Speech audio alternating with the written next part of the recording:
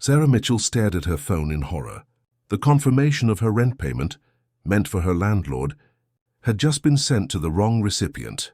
Not just any wrong recipient, but to William Thorne, the CEO of Meridian Enterprises, where she worked as an administrative assistant. Her trembling fingers hovered over the screen as waves of panic washed over her. A stupid autocomplete error in her email contacts had just sent her personal financial information to her boss's boss's boss. "Mommy, is something wrong?" 8-year-old Emma looked up from her homework, her wide blue eyes reflecting concern beyond her years.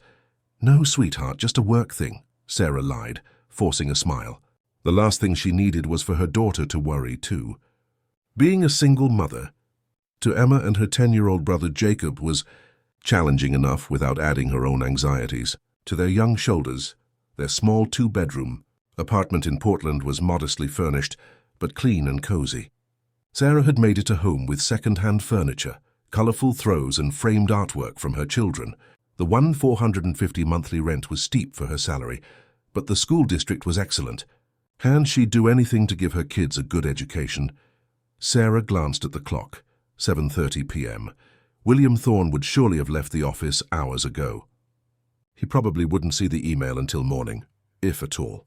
His assistant would likely intercept it anyway. The thought provided little comfort as she imagined the humiliation of her boss seeing that she had barely managed to scrape together this month's rent after Emma's emergency dental work. Sarah sent a follow-up email, apologizing profusely for the mistake, but the damage was done. Sleep evaded her that night as worst-case scenarios played through her mind. Would he think she was unprofessional? Would this affect her upcoming performance review? She desperately needed the annual raise to keep up with the ever-increasing cost of living. Morning arrived too quickly. Sarah prepared breakfast for the kids, packed their lunches and dropped them off at school, all while maintaining a brave face. The entire drive to work, she rehearsed what she would say if the CEO mentioned the email. But William Thorne worked on the top floor of their downtown office building. Executives like him rarely interacted with administrative staff like her. The morning passed without incident. By lunchtime, Sarah had almost convinced herself that the email had been lost in the black hole of a busy executive's inbox. That's when her desk phone rang. "Sarah Mitchell, this is Marianne from Mr. Thorne's office. He would like to see you at 2 p.m. today." Sarah's stomach dropped. Did he mention what it's about? No details were provided. "Please be punctual." The line went dead. Sarah's hands began to shake. In her 3 years at Meridian, she had never once been summoned to the executive floor. She texted her friend and co-worker Lisa. "CEO wants to see me at 2. I'm freaking out." Lisa appeared at her desk moments later. "What happened?" "Nobody gets called up there unless it's really good or really bad." Sarah explained about the email mishap. "That's it? He's calling you in for that?" "Seems extreme," Lisa frowned. "Maybe it's about that marketing project you helped with last month." "It did go really well." Sarah wanted to believe her friend, but anxiety gnawed at her insides. She barely touched her lunch and spent the next hour obsessively organizing her desk, a nervous habit from childhood. At precisely 1:55 p.m., Sarah stood in the elevator heading to the top floor. Her grey pencil skirt and blue blouse suddenly felt inadequate compared to the designer suit she spotted as the doors opened to a world of glass. Chrome and sweeping city views. Marianne, an impeccably dressed woman in her 50s, gestured toward a chair. "He's on a call. It shouldn't be long." Sarah nodded, perching on the edge of the seat. On the wall hung a large portrait of William Thorne. The man was younger than she expected for someone so successful, perhaps in his early 40s, with piercing grey eyes and premature silver streaking his dark hair. His business acumen was legendary. He had taken Meridian from a regional player to a national powerhouse in just 5 years. "Ms. Mitchell?" Marianne's voice broke through her thoughts. "Mr. Thorne will see you now." The actual William Thorne looked even more intimidating in person. He stood as she entered, his 6-foot-plus frame towering over her. But his handshake was firm and warm, and he gestured for her to take a seat across from his expansive desk. "Sarah Mitchell," he said, his voice deep and measured. "Thank you for coming up. I suspect you know why I've asked to meet with you." Sarah's throat went dry. "Sir, about the email, I'm so sorry. It was a terrible mistake, and He held up a hand, stopping her mid-sentence. "Actually, I'm glad it happened. It brought something important to my attention. Confusion replaced Sarah's fear. I don't understand. William opened a folder on his desk. You've been with Meridian for 3 years. Your performance reviews are consistently excellent. You stepped in to help the marketing team last month, and according to Diane Rogers, saved their product launch. He looked up at her. Yet your compensation doesn't reflect your value to this company. Sarah blinked rapidly, struggling to follow this unexpected turn. Sir? I noticed the amount on your rent receipt, he continued, and I took the liberty of reviewing your salary information. The math doesn't add up, Miss Mitchell. How are you managing? The directness of his question caught her off guard. Pride warred with honesty, and honesty won. Carefully, she admitted. Very carefully. Something flickered in his eyes. Was it respect? Do you have family in the area? Support system? No, sir. My parents live in Florida, and my sister is overseas with the military. It's just me and my 2 children. William nodded slowly, making a note. Children. How old? 10 and 8, Sarah replied, increasingly bewildered by his interest. He closed the folder decisively. Here's what's going to happen, Miss Mitchell. First, you're getting a raise effective immediately. 20%, which is what you should have been earning based on your contributions. Second, I'm moving you to the executive support team. The hours are more predictable, and the compensation package includes childcare benefits. Sarah struggled to process his words. This couldn't be happening. Things like this didn't happen in real life. I don't know what to say. Say yes, he replied simply. Yes, of course, yes, but why? William Thorne's expression softened slightly. Let's just say your email reminded me of something important I'd forgotten. He stood, signaling the end of the meeting. Marianne will handle the paperwork. You'll start your new position next Monday. Sarah rose on shaky legs, murmuring thanks as she turned to leave. And Miss Mitchell? His voice stopped her at the door. I have a personal matter I could use your assistance with. Would you and your children be available this Saturday afternoon? Before Sarah could form a response, he added, I promise it's not as strange as it sounds. Marianne will provide the details. As Sarah walked back to the elevator in a daze, she couldn't help but wonder what exactly William Thorne wanted. From her and her children, and why her accidental? Email had triggered such an unexpected response. From one of the most powerful men in the city, Sarah spent the rest of the week in a daze, oscillating between excitement about her promotion and anxiety about the mysterious Saturday meeting with William Thorne. When she told her children about the raise, Jacob had immediately asked if this meant they could get a dog, a long-standing request she'd always denied, due to pet deposits and the additional expense. Maybe, she'd answered cautiously, unwilling to make promises before the raise actually materialized in her bank account. Life had taught her harsh lessons about counting on money before it was in hand. By Friday evening, the details from Marianne had arrived. Mr. Thorne would send a car to pick them up at noon tomorrow. The dress code was casual, and they should plan to be out until early evening. No other information was provided, despite Sarah's cautious inquiries. Mom, what if he's secretly a kidnapper? Jacob asked as Sarah sorted through his dresser for appropriate clothes. She laughed, trying to hide her own nervousness. The CEO of a Fortune 500 company doesn't need to kidnap administrative assistants and their children, buddy. Maybe he's actually nice, Emma suggested, brushing her doll's hair. Like a Secret Santa, but not at Christmas. Secret Santa in September, Jacob scoffed. That's dumb.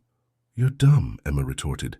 Hey, Sarah intervened with the practiced patience of a single mother. We don't talk to each other that way. And Jacob, we don't call ideas dumb either. As she tucked them into bed that night, Sarah's mind raced with possibilities. What could William Thorne possibly want with them on a Saturday? Was this some sort of bizarre test? Would her job offer be rescinded if the meeting went poorly? She'd searched online for information about him, finding only business articles and a few charity event photos. Nothing personal, no wife, no children mentioned, though he wore a wedding band in the more recent pictures. Saturday arrived with perfect fall weather, crisp air, blue skies and golden sunshine that made Portland's trees glow with autumn colors. At exactly noon, a sleek black SUV pulled up outside their apartment building. The driver, an older gentleman with kind eyes, introduced himself as Frank. Mr. Thorne sends his apologies. He had an unexpected conference call, but will meet you at the destination. And where exactly is that? Sarah asked, helping Emma with her seatbelt. Frank smiled mysteriously. He asked me to keep it a surprise, ma'am. The car headed west out of the city, eventually turning onto a winding road that climbed into the hills overlooking Portland. 20 minutes later, they pulled through an impressive iron gate and up a tree-lined driveway. "Whoa," Jacob breathed, pressing his face against the window. "Is that his house?" The house was a sprawling craftsman-style mansion with multiple wings and large windows that reflected the afternoon sun. Gardens surrounded the property, and a barn-like structure stood in the distance. As they pulled up to the entrance, Sarah's anxiety returned full force. This was clearly William Thorne's private residence. What were they doing here? The front door opened before they reached it, revealing not William Thorne, but a woman in her 70s with silver hair tied back in a neat bun and bright, intelligent eyes. "You must be Sarah and the children," she said warmly. "I'm Martha, William's mother. Please come in, he's just finishing his call." Sarah returned the greeting automatically, trying to process this new development as they followed Martha into an expansive living room with vaulted ceilings and a stone fireplace. Despite the grand architecture, the space felt lived in and comfortable, with well-worn leather sofas and bookshelves stuffed to capacity. "Lemonade?" "Coffee? I've just made cookies," Martha offered. "Cookies?" both children exclaimed in unison. Sarah smiled apologetically. "If it's not too much trouble." "Nonsense. Children should have cookies on Saturday afternoons. It's practically a law." Martha winked at Emma, who giggled in response. As Martha bustled off toward what Sarah assumed was the kitchen, she took the opportunity to study the numerous framed photographs decorating the walls and side tables. Many featured William Thorne at various ages. As a serious little boy, a lanky teenager holding sports trophies, a young man in graduation robes. In several photos, he stood alongside a woman with blonde hair and a brilliant smile. "That's Caroline." "William's wife," Martha said, returning with a tray of cookies and drinks. Sarah jumped, embarrassed to be caught snooping. "I'm sorry, I didn't mean to." "Don't apologize for curiosity." Martha waved her off. "Caroline passed away 5 years ago, cancer. She was only 32. "I'm so sorry," Sarah murmured, accepting a mug of coffee. Martha nodded, a shadow crossing her face before she brightened again. "Now tell me about yourselves while we wait. What grade are you in, young man?" Jacob launched into a detailed explanation of his 5th-grade science project, while Emma nibbled her cookie and observed Martha with open fascination. "Are you a grandma?" Emma asked suddenly. "Emma!" Sarah admonished, mortified by her daughter's directness. Martha laughed. "It's all right. And to answer your question, Emma, no, I'm not. William and Caroline never had children." "Oh," Emma considered this. "That's sad. Everyone should have kids. They're a lot of work, but Mum says we're worth it." Martha's eyes crinkled with amusement as she looked at Sarah. "A wise mother indeed. I'm so sorry about all this," Sarah said softly when Jacob resumed his scientific monologue to his sister. "I have no idea why Mr. Thorne invited us here. William has his reasons," Martha replied cryptically. "He always does." Before Sarah could press further, the sound of a door opening drew their attention. William Thorne appeared in the archway, dressed in jeans and a casual button-down shirt, a stark contrast to his impeccable suits at the office. "I apologize for keeping you waiting," he said, his commanding presence filling the room despite his casual attire. "Thank you for coming, Miss Mitchell." "Sarah, please," she replied automatically. "Sarah," he acknowledged with a nod. "And you must be Jacob and Emma." Jacob straightened his shoulders. "Yes, sir." Emma simply stared, seemingly intimidated by the tall man's presence. William's expression softened as he addressed the children. "I hear you're quite the scientist, Jacob. And Emma, my mother tells me you have excellent taste in cookies." Emma nodded solemnly. "The chocolate ones are best." A ghost of a smile touched William's lips. "Indisputably correct." He turned to Sarah. "I imagine you're wondering why I asked you here today." "The thought had crossed my mind," she admitted. He gestured toward the back of the house. "Perhaps it's best if I show you."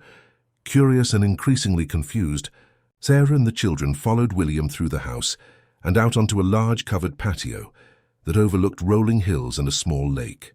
But it wasn't the view that captured their attention. It was the elderly golden retriever struggling to rise from a plush dog bed. "This is Rusty," William said, his voice gentle as he knelt beside the dog. He's been with me for 12 years, but he's facing some health challenges now. Rusty wagged his tail weakly, grey muzzle lifting as William scratched behind his ears. He's beautiful, Sarah said, genuinely moved by the evident bond between the man and his dog. Jacob approached cautiously. Is he sick? William nodded. Arthritis and a heart condition. The veterinarian visits twice weekly, but... He paused, seeming to choose his words carefully. I travel frequently for business, too frequently to provide the attention and care Rusty needs in his final months. Understanding began to dawn on Sarah. Mr. Thorne, William, please. William, she corrected. Are you looking for someone to care for Rusty? In a manner of speaking. He stood, hands sliding into his pockets. When I received your email, I noticed your address. Your apartment complex is actually a property owned by one of Meridian's subsidiary companies. Sarah blinked in surprise. She hadn't known that. The building has a strict no-pets policy, he continued, which, as the majority shareholder, I have the authority to waive in special circumstances. You want us to take care of your dog? Jacob asked, eyes wide with excitement. William held up a hand. It's not quite that simple. Rusty needs specialized care and wouldn't do well with the stairs in an apartment. What I'm proposing is something different. He gestured toward the property. My mother lives here alone since my father passed. I divide my time between here and a downtown condo closer to the office. We have a caretaker's cottage on the property, 3 bedrooms, fully furnished. It's currently vacant. Sarah's breath caught as she began to understand what he was suggesting. The position comes with the living accommodation, a utility bills covered, and a salary commensurate with your new role at Meridian, William explained, his business-like tone at odds with the unusual proposal. So in exchange, you and your children would help care for Rusty and provide some companionship for my mother, who refuses to admit she shouldn't be living alone at her age. I heard that, Martha called from the doorway, arms folded but eyes twinkling. William's expression softened momentarily as he looked at his mother. The arrangement would be temporary, 6 months to start, but could be extended by mutual agreement. Sarah's mind raced. A fully furnished cottage? No rent or utilities. The children would have space to play, clean country air, and if she understood correctly, they could even get a dog of their own eventually. It seemed too good to be true. Why me? She asked, voicing the question that had been bothering her since their meeting in his office. You could hire professional caretakers for both Rusty and your mother. William's grey eyes held hers steadily. Your email was a wake-up call, Sarah. A reminder that behind every name on our payroll is a person with real struggles and responsibilities.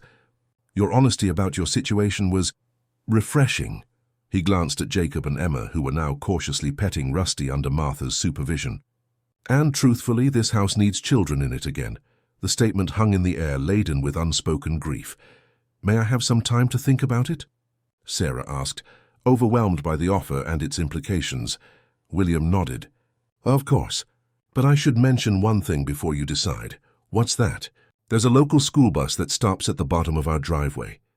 The district has an excellent gifted program that Jacob might qualify for, given his interest in science. Sarah stared at him, wondering how much research he had done on her family in the past week. The thought should have been unsettling, but strangely it wasn't. Instead, she felt a peculiar sense that she and her children had suddenly become visible after years of struggling silently.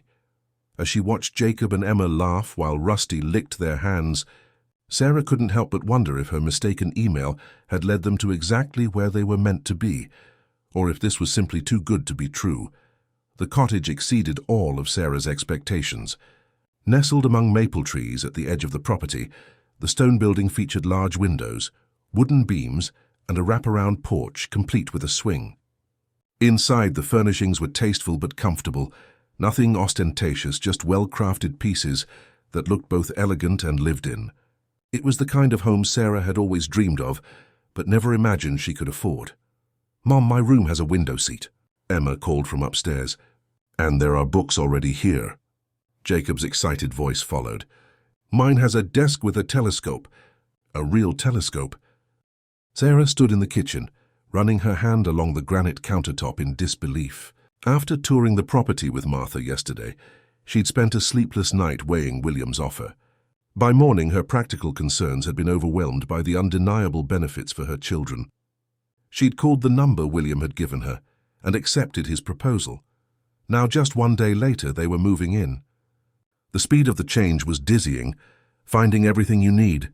Martha appeared in the doorway carrying a basket of fresh muffins. "It's perfect," Sarah admitted.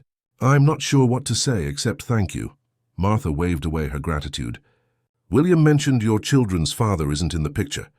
Sarah tensed slightly. "No, he left when Emma was still a baby. Decided family life wasn't for him after all." "His loss," Martha said firmly, arranging muffins on a plate.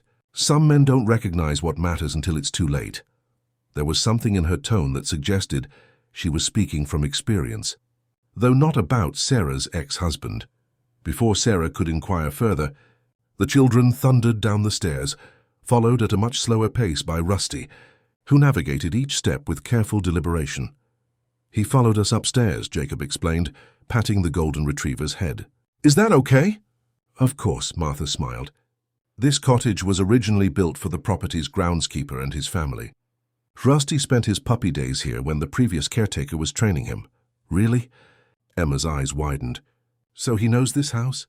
"Dogs remember places and people," Martha confirmed. "They're much smarter than most humans give them credit for." Sarah watched as Rusty made his way to a patch of sunlight, streaming through the front window, and settled with a contented sigh. The dog already seemed at home here, perhaps more so than at the main house. "Why doesn't he live with William at his condo?" Sarah asked. Martha's expression grew complicated. "My son works too much. After Caroline died, She paused, seeming to reconsider her words. "William believes productivity heals grief. I disagree, but he's as stubborn as his father was." Sarah busied herself with unpacking a box of kitchenware, absorbing this new information about her employer. The man who'd orchestrated this dramatic change in their lives remained something of an enigma. "Would you and the children join us for dinner tonight?" Martha asked, changing the subject. "I've convinced William to stay the weekend instead of rushing back to the city. We wouldn't want to impose—" "Nonsense," Martha interrupted firmly. "What's the point of having neighbors if you can't feed them?" 6 o'clock. Nothing fancy. Nothing fancy in Martha Thorne's world turned out to be a 3-course meal served in a dining room that could have hosted 20 people comfortably. Sarah felt underdressed in her simple black pants and blue sweater, until she noticed William was wearing jeans again. The contrast between the man at work and the man at home was striking. "Jacob was telling me about his science project," Martha said, as they enjoyed slices of homemade apple pie. "Something about alternative energy sources?" Jacob launched into an enthusiastic explanation of his solar panel design, complete with wild hand gestures that nearly toppled his water glass. "Careful, buddy," Sarah cautioned. William, who had been mostly quiet throughout dinner, leaned forward with genuine interest. "Have you considered adding a small battery storage component? That would solve the intermittency problem." Jacob's eyes lit up. "Like a backup system." "That's brilliant!" "I have some books on renewable energy in the library," William offered. "You're welcome to borrow them." "Really? Thanks, Mr. Thorne." "William," he corrected gently. "Mr. Thorne makes me feel like my father." "Was your father strict?" Emma asked with a child's directness. A shadow crossed William's face. "Yes, he was. Lawrence Thorne had very specific ideas about success and how to achieve it. William rebuilt Meridian from the ground up after his father's methods nearly bankrupted the company." Martha interjected with unmistakable pride. "Lawrence never approved of William's more humanitarian approach to business." William looked uncomfortable with his mother's praise. "It was a team effort," he said, then smoothly changed the subject. "Sarah, how are you finding your new position in executive support?" The evening continued with easy conversation, and Sarah found herself relaxing despite the grand surroundings. Martha was a natural hostess who treated Jacob and Emma not as children to be tolerated, but as interesting people with valid opinions. Even more surprising was William's patient interaction with them, answering Jacob's endless questions about business and sustainability with thoughtful responses. As they walked back to the cottage under a canopy of stars, Emma's small hand in hers, Sarah found herself wondering what Caroline Thorne had been like and why the couple never had children of their own. William seemed to have a natural affinity with kids that suggested he might have wanted them. Monday morning brought a return to routine, albeit a dramatically improved one. Instead of their usual rush to catch the city bus, Sarah found herself driving the children to the end of the long driveway, where a yellow school bus picked them up. She then continued to the office in her own car. Another perk of her new position was a parking space in the company garage. The executive support team occupied a section of the top floor that Sarah had never visited before. Her new colleagues welcomed her warmly, and she quickly settled into the role, which involved managing schedules and correspondence for several senior executives, including William himself. By Friday, Sarah had established a comfortable rhythm.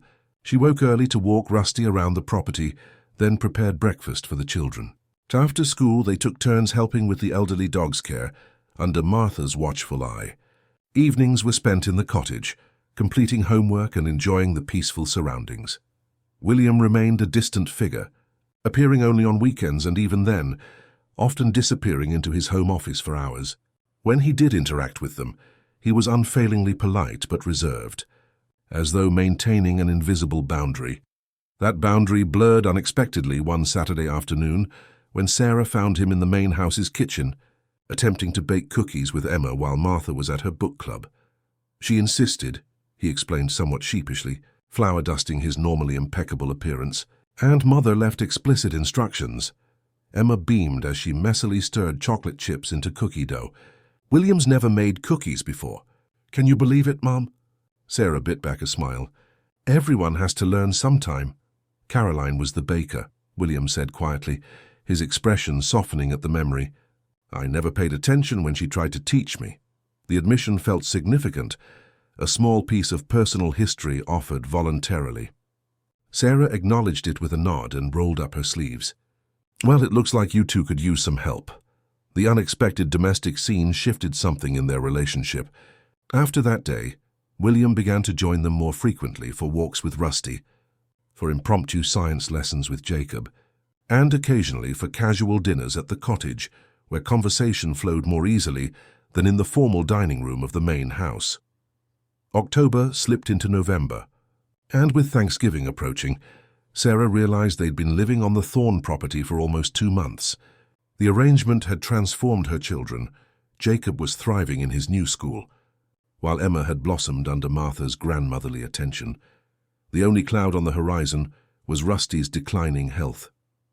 The old dog's good days were becoming less frequent, and Sarah often found William sitting beside him late at night, one hand resting gently on the golden fur while he worked on his laptop with the other. He was a wedding gift from Carolyn, William explained one evening when Sarah brought him coffee during one such vigil. She grew up with golden retrievers and couldn't imagine a home without one. Sarah settled into a chair opposite him. You must miss her very much. William's gaze remained on Rusty. Every day. He was quiet for a moment before adding, December 9th would have been our 15th anniversary. I'm sorry, Sarah said softly, understanding the weight of significant dates all too well. Jacob's birthday always brought a fresh wave of anger that his father had chosen to miss so many milestones. Caroline wanted children, William continued, surprising Sarah with his candor. We tried for years, but it never happened. Then came the diagnosis, and suddenly our timeline collapsed. The pain in his voice resonated with Sarah's own experiences of loss and adjustment. Before she could respond, William looked up, his grey eyes meeting hers directly. I should explain something, he said, about why I offered you this arrangement. Sarah's heart rate quickened. Had there been an ulterior motive all along? Some hidden agenda she'd been too desperate to recognize? When I received your email, he began, I was in a board meeting discussing cost-cutting measures that included significant staff reductions. Your address caught my attention because I recognized the property. I pulled up your employee file out of curiosity. He ran a hand through his hair, a rare gesture of discomfort from the normally composed executive. Your salary was barely adequate for a single person, let alone a family of 3. And yet your performance reviews were exemplary. It made me question what other discrepancies might exist within the company. So I was a case study? Sarah asked, trying to keep the hurt from her voice. Initially, William admitted, but then I met you and your children and... He glanced at Rusty. Let's just say it became personal rather than professional. What do you mean? William seemed to struggle for words, unusual for a man known for his articulate leadership. My father built Meridian on the principle that business and personal lives should never intersect. Emotions were a liability in his worldview. I adopted that philosophy without question, until Caroline became ill. He looked up, his expression vulnerable in a way Sarah had never witnessed before. She made me promise to live differently, to recognize that behind every business decision are real people with real lives. I've tried, with varying success. Your email was a stark reminder of how far I still have to go. The raw honesty of his confession left Sarah momentarily speechless. This was not the calculated businessman she'd expected, but a man wrestling with grief and purpose. Before she could formulate a response, Martha appeared in the doorway, her expression grave. "William, it's Richard Graham on the phone. He says it's urgent." William's demeanor shifted instantly, warmth replaced by professional concern. "Excuse me," he said to Sarah, rising quickly. As he disappeared into his office, Martha sighed heavily. "That man never gives my son a moment's peace." "Who's Richard Graham?" Sarah asked, curiosity overcoming discretion. Martha's lips pressed into a thin line. "Lawrence's former business partner and William's godfather. A man with questionable ethics and considerable influence on the board." She paused, seeming to weigh her next words carefully. He never approved of William's direction for the company, particularly the focus on employee welfare and sustainability. The information clicked into place, alongside fragments Sarah had gathered over the past weeks. William wasn't just being kind by offering them this arrangement. He was actively challenging his father's legacy and facing opposition for doing so. As Sarah walked back to the cottage, Rusty padding slowly beside her, she couldn't shake the feeling that their presence here was part of something larger than she'd realized, a statement of values, in a silent power struggle that had been brewing since William took control of his father's company, and now unwittingly, she and her children had become central figures in that struggle. The Monday before Thanksgiving brought an unexpected email from HR requesting Sarah's presence at a confidential meeting. Her stomach knotted with anxiety as she rode the elevator to the legal department's floor, a part of the building she'd never visited before. She was ushered into a conference room where 3 stern-faced executives waited, none of whom she recognized. Conspicuously absent was William. "Ms. Mitchell," began an older man with steel-rimmed glasses. "I'm Richard Graham, chairman of the board. These are my colleagues from the executive committee." Sarah's pulse quickened as she recognized the name Martha had mentioned. "William's godfather and opponent. I understand you've entered into a rather unusual housing arrangement with our CEO," Graham continued, his tone suggesting impropriety. Sarah straightened her shoulders. "Mr. Thorne has generously allowed my family to stay in the caretaker's cottage on his property while we assist with his mother and his dog. It's a temporary arrangement with clear responsibilities on both sides." Graham's eyebrows rose fractionally. "And your recent promotion? Was that part of the arrangement as well?" The implication stung. "My promotion came before the housing offer and was based on my work performance." "I see." Graham exchanged glances with the other executives. "Ms. Mitchell, we have concerns about potential conflicts of interest. William has always been susceptible to emotional decision-making, a trait his father found troubling. With all due respect, sir, there is nothing inappropriate about our arrangement," Sarah said firmly, though her hands trembled beneath the table. "Perhaps not technically," Graham conceded. "However, perception matters in business. William is facing crucial negotiations with Eastern Continental next month. Any hint of personal impropriety could undermine those discussions." Sarah frowned. "I don't understand what you're suggesting." "We're offering you a solution," Graham said smoothly. "A transfer to our Seattle office with a substantial salary increase. Your own housing allowance, a fresh start for you and your children, away from any complications." The offer was simultaneously tempting and insulting. A better salary would secure her family's future, but the underlying message was clear. Her relationship with William, whatever it might be, was viewed as a liability. "May I ask who proposed this transfer?"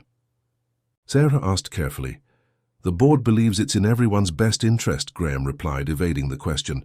"William has a tendency to form attachments that cloud his judgment.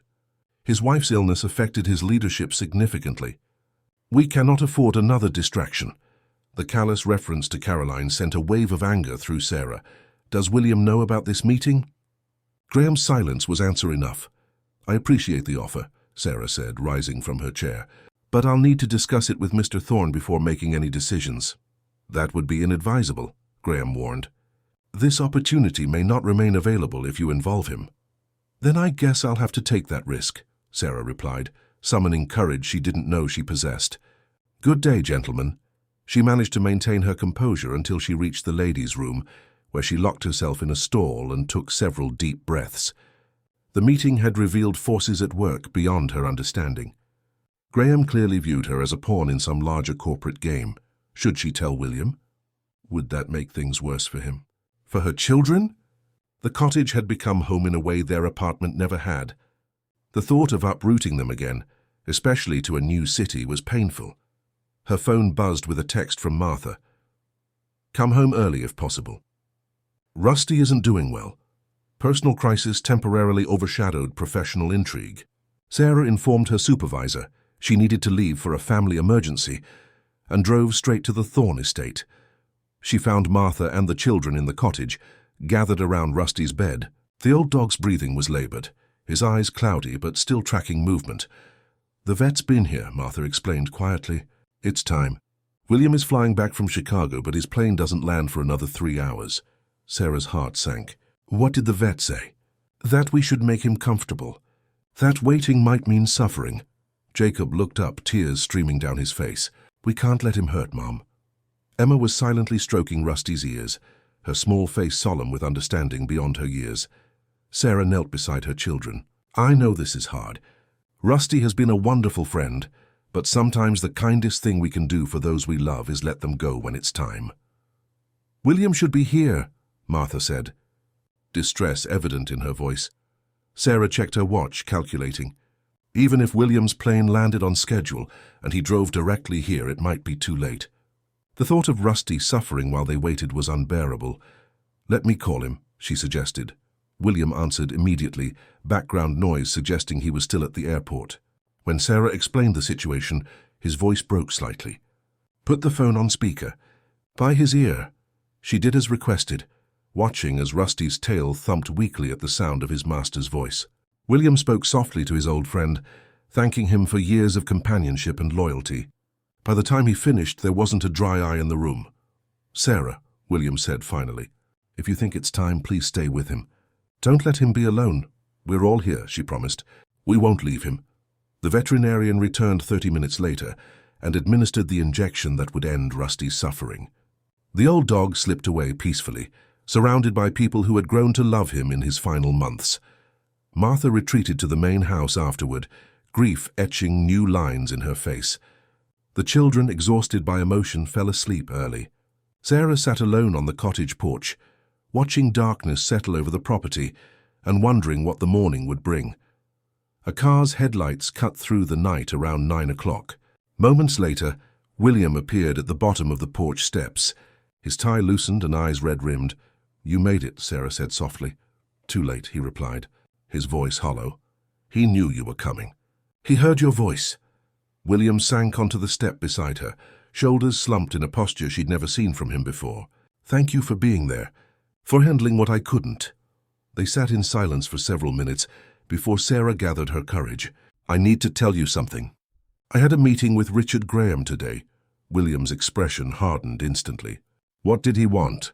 Sarah recounted the conversation, watching various emotions cross William's face. Anger, resignation, determination. A transfer to Seattle, he repeated when she finished. Classic Richard.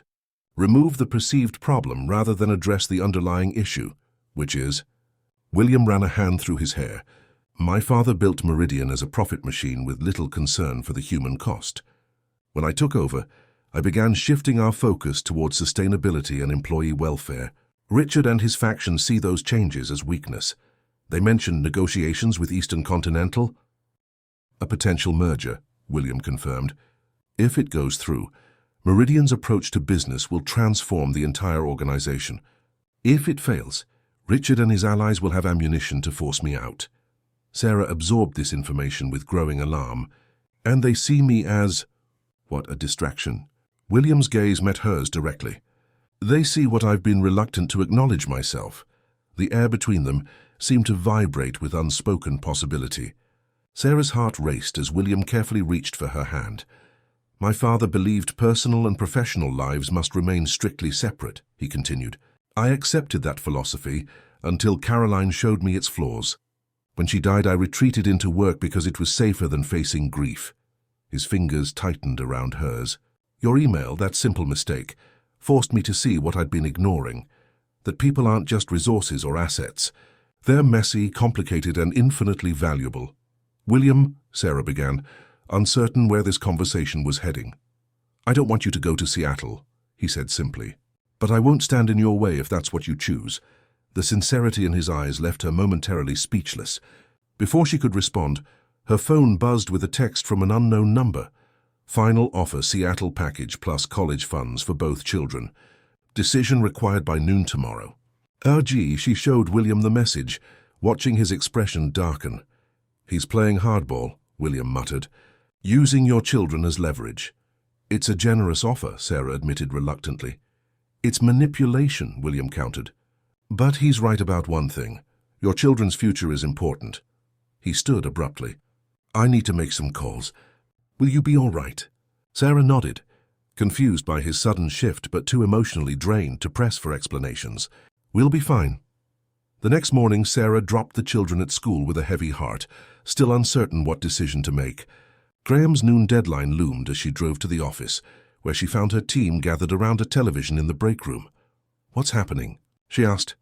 Emergency board meeting, her colleague explained. William called it first thing this morning. It's being live-streamed to all employees. On screen, William stood at a podium looking every inch the commanding CEO in a perfectly tailored suit.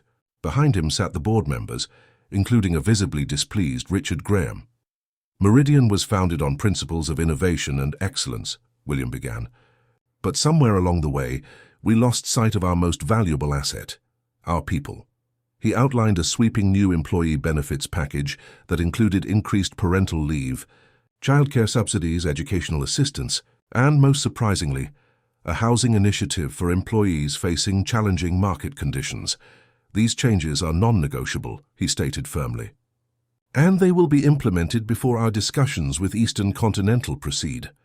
The camera panned to Richard Graham's thunderous expression as William continued. Additionally, I've established a foundation in my late wife's name to provide support for employees facing medical crises or family emergencies. Caroline believed in caring for people first, profits second. It's time Meridian embraced that vision fully.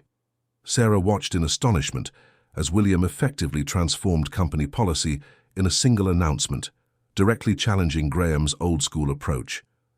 It was both professionally brilliant and deeply personal, a public declaration of values that aligned business interests with human needs. Her phone buzzed with a message from Martha. Come home when you can. Important news. The cottage was filled with delicious aromas when Sarah arrived that evening. Martha bustled around the kitchen while Jacob and Emma set the table in the dining nook, an unusual weeknight occurrence. What's going on?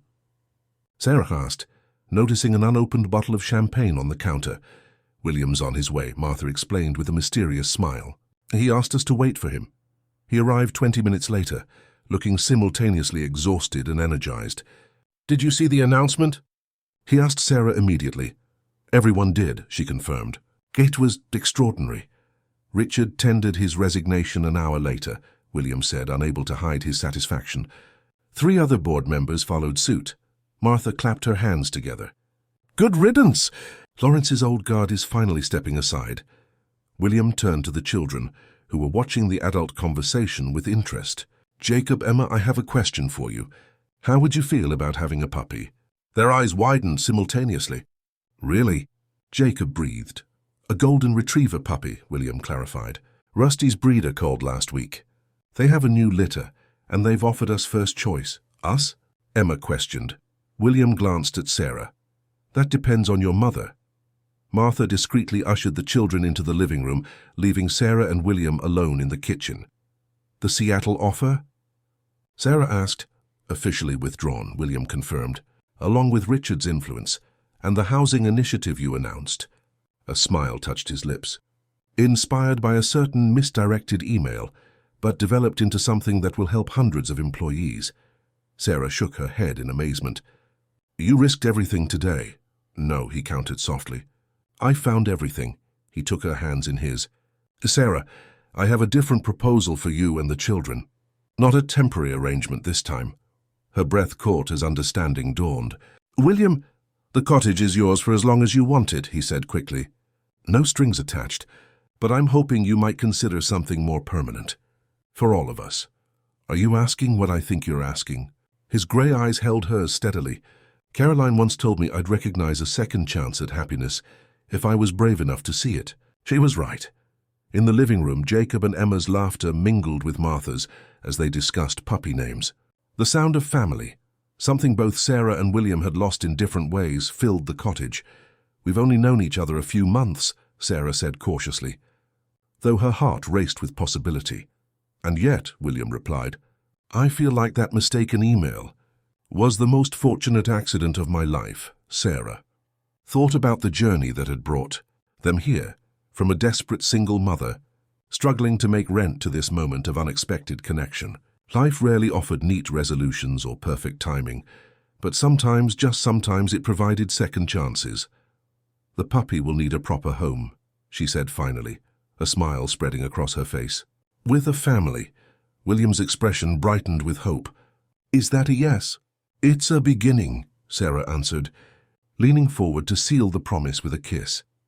3 months later, as winter gave way to early spring, Sarah Mitchell became Sarah Thorne in a small ceremony on the property, with Jacob proudly walking her down the aisle and Emma serving as flower girl.